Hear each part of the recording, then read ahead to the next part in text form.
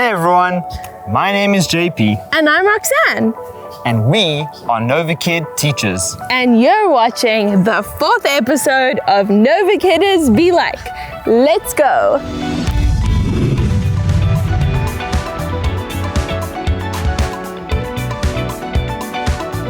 Well, I'm from Johannesburg, South Africa, and I live there with this guy because we're married.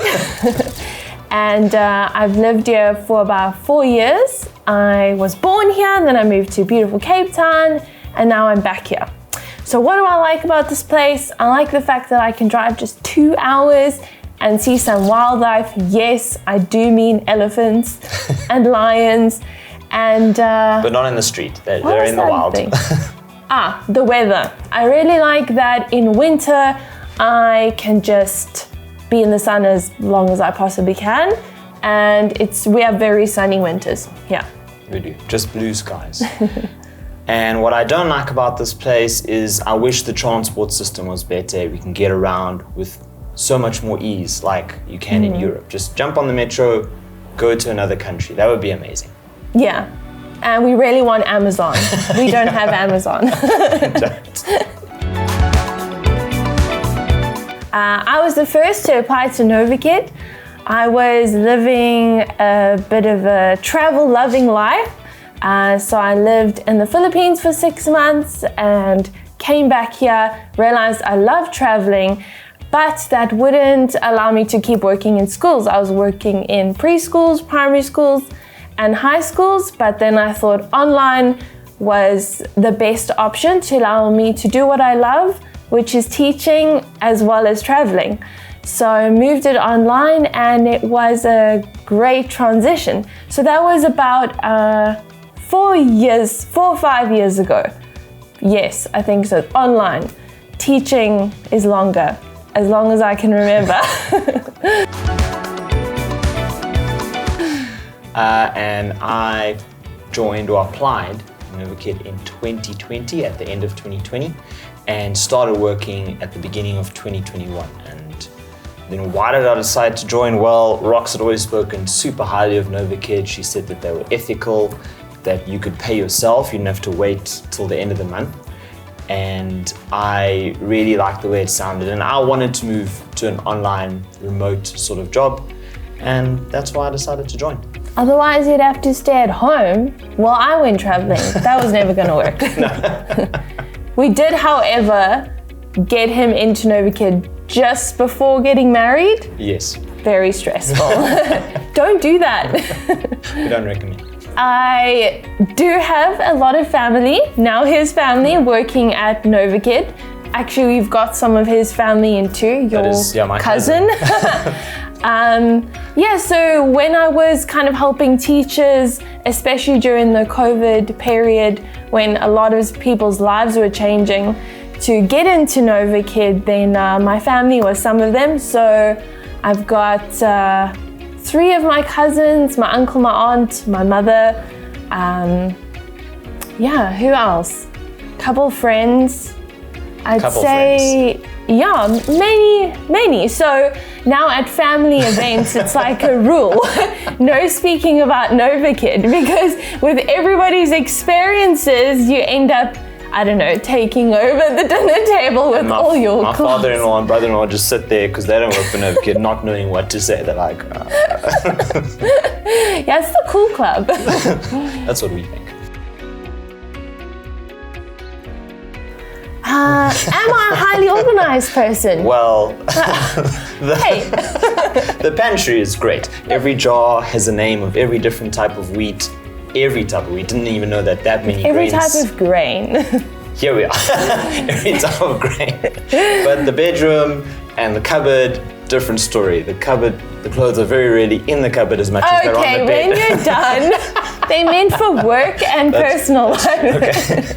Okay, so am I a highly organized person? Yes, I would say so for work and mostly personal. I'm incredibly list bound. Like he says, I like to jar everything and label it.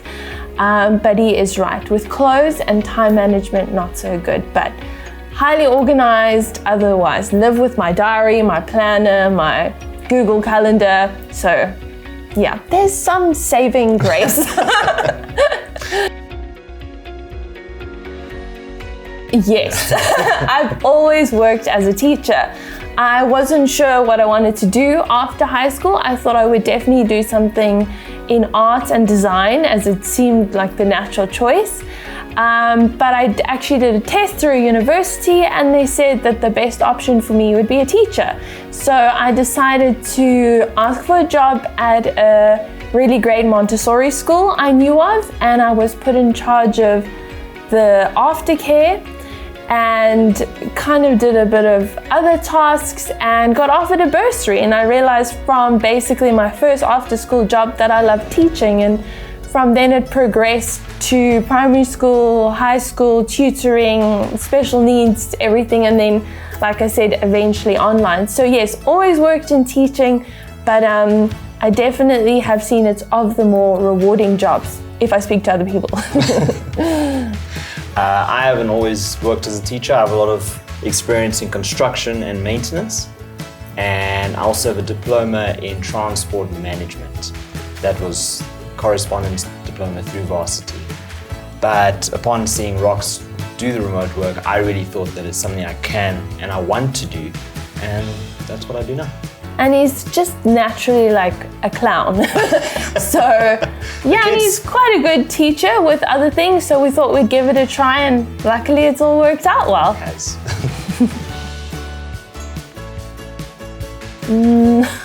I missed it. So Novakid was very new, I think like under 20 teachers at the time. Everything was via just one person email correspondence. Had no idea I needed to go onto a platform, how it worked, nothing. And so I missed my first class and I was suspended for 1 week. I sent such a soppy email, how sorry I am, how I'll try so hard, this is not like me, it wasn't like me. And yeah, so after 1 week suspension, I got my classes back. I am Roxanne. You already have 1, 2, 3, 4, 5, 6. You have 6 stars. Good job. Do you know what animal is this? Cat. It's a cat. Great job. And what is this? Dog. Well done. That's excellent. And was I a great teacher? No, I definitely wasn't. I remember getting all these nice coaching, because obviously it was smaller, we were allowed a bit more help. So I got a lot of coaching for lesson flow and just objectives. So yeah, I'd say I've come a long way. Definitely. One of my worst classes, the student fully fell asleep. With me and the student, there's about an 8-hour time difference. So Jamie fell asleep, and for about 3 minutes, I'm calling his name and he's not responding. And then after I told him, like, okay, do you want to maybe stand up? And then we do a bit of stretches, and then we carry on with the lesson. So I think that was definitely one of the worst. Yeah, I remember coming out and asking, don't you have a class? He's like, this guy is asleep and he won't wake up. It's true. His other class, I remember it was a trial, and the student was watching one of his Novakid YouTube videos, and it took him also a good couple of minutes. This child was so transfixed at the video to just bring it back to the lesson and start the lesson. Yeah. That was very funny. That was great.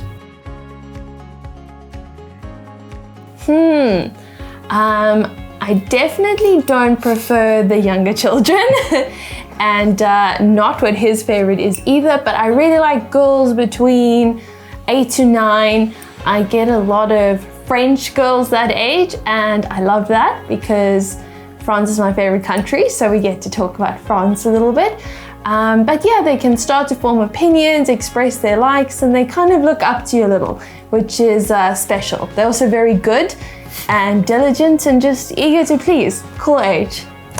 Yeah, mine would definitely be boys between 10 to 12 years old. I really enjoy teaching this age group as they start to develop a love for sports, they can advise which sports they like, and your interests generally start to form at this age. And I find that it's just a very exciting age to teach, and we have a lot more in common. Much like Rox, I struggle with level 0, but yeah, boys between 10 to 12 are good. Yeah, he does really well. If I start to hear JP getting really excited or speaking about sports or games, or a couple of them even share opinions on, I don't know, politics. So it's a cool age. Yeah. Well, I have really come to realize if I have a misbehaving student, there is generally a reason why. It's not always just that they're inherently naughty, but they might be a bit bored, or they just are not feeling engaged, or they maybe have a bit of a negative connotation to their English lessons. So it would generally be a little break. Come on, let's stretch our hands, let's move around. And the distraction helps. And then just noticing, okay, do we need to pick up the pace? Do I need to go to the next slide? Do I need to draw them out more? Or just generally it would be, okay, I need to change whatever I'm doing now because they're misbehaving. If it's really a bad case, then I'll say I'm gonna call your mom. But it generally gets sorted, and I must be honest, I almost never get a misbehaved student. I don't know about you. Not very often. I don't hear the threat from the other room. Yeah, Novakid seems to attract pretty good kids. It's a question I get often about naughty kids, but not that often. Yeah.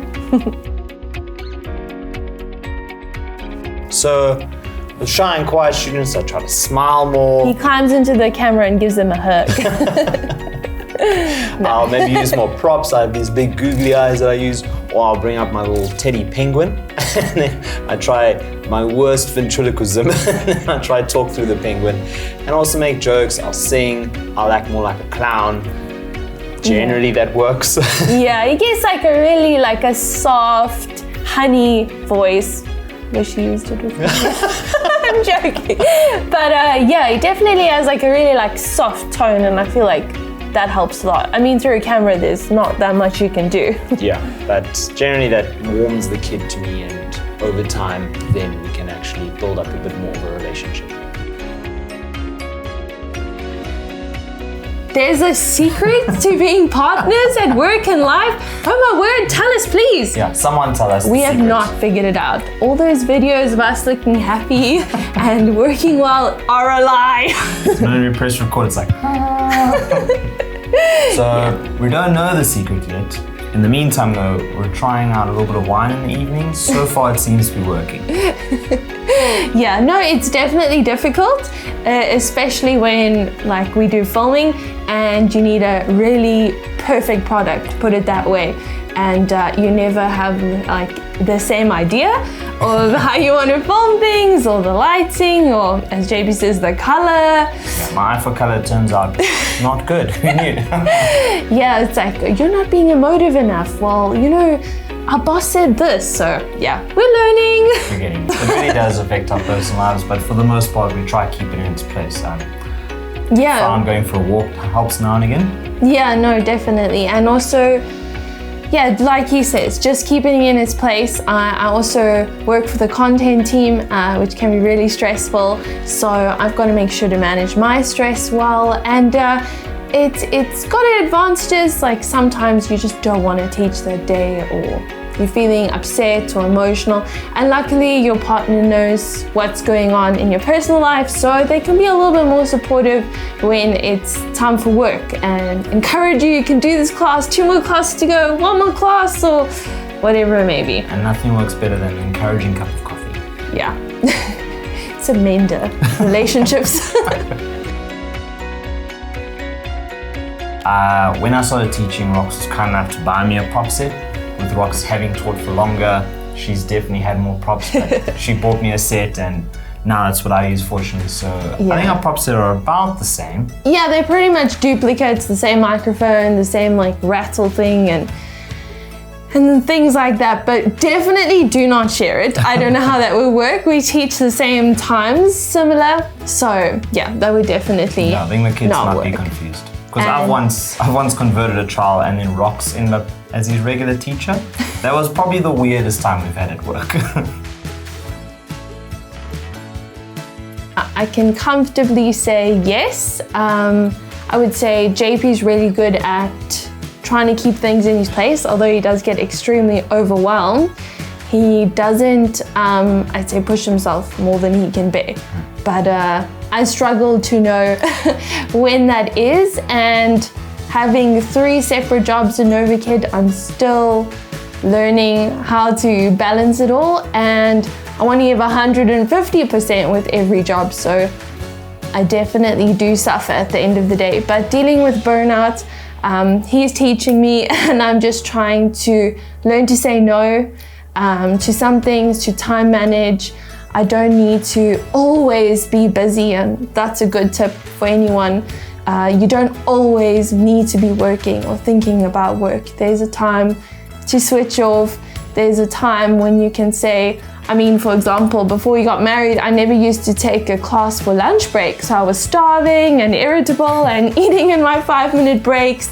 But now we take a lunch in the middle of our teaching day, just a half an hour, and that is definitely makes all the difference. So yeah, that's how I'm trying to manage it. Yeah, and whilst I haven't experienced burnout, you will still get a bit lethargic, or you sometimes are not really keen to do the work you have to do. So I mentioned earlier, but just going for a walk every day, we find that really helps decompress, and just doing something away from work or away from the house. With working at home, maybe your home can start to feel like, the office all the time. So leave the house, go for a walk, do something, go for coffee, something that you enjoy and that gives you a mental break. Yeah, that was great advice.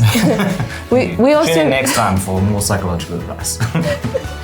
But yeah, on JP's thought is we have our separate desk space, so that's our workspace. We don't necessarily go work in the lounge or work somewhere else. It's office space for work, and the rest is our space. Well, there are many perks, and that's personally just how I feel. Otherwise, I wouldn't have recommended so many of my family and friends to try out for a company, because I couldn't in good faith say, try for this company if I didn't find them great myself. So yeah, in a few words, easy and fair. There's no bad boss. You've just got to do your job. The platform makes it easy to do it. The colleagues, the staff treats you like gold. It's a very user-friendly platform, so you're in control of your own classes, your money when you get it. So yeah, it's just simple, easy to use. You do your thing and there's no problems. I just love the simplicity. How do you feel? Yeah, Novakid as an employer, I'm really impressed by this company. I've heard a lot of horror stories of other ESL teachers from other companies. So with this being my first company, I feel like there's really nowhere else I can go that's as ethical, as fair. And if there are shortfalls in your teaching, that are willing to coach you and make you a better teacher. Also with the webinars that they provide, the training is definitely there to improve your teaching and make you a better teacher. So I'm genuinely impressed, and I don't think there's a company like it out there. Yeah, what JP says about the tools is actually a really good point. There are so many tools, for you to be a better teacher. And yeah, it's nice to feel like you have a special place in a company, which it feels like. Okay? That's true. Yeah. Okay, it's time for the fun part. I read that we have to play the Who Is game. So we're going to be asking lots of honest questions. So just be honest. All right. Okay, let's go. Who have taught more classes? Who is the stricter teacher? Who sings the Novakid songs the worst? Who likes their job more? Who works less? Who is lazier? Who has more Novakid apparel? Who teaches more students? Who has a bigger prop set?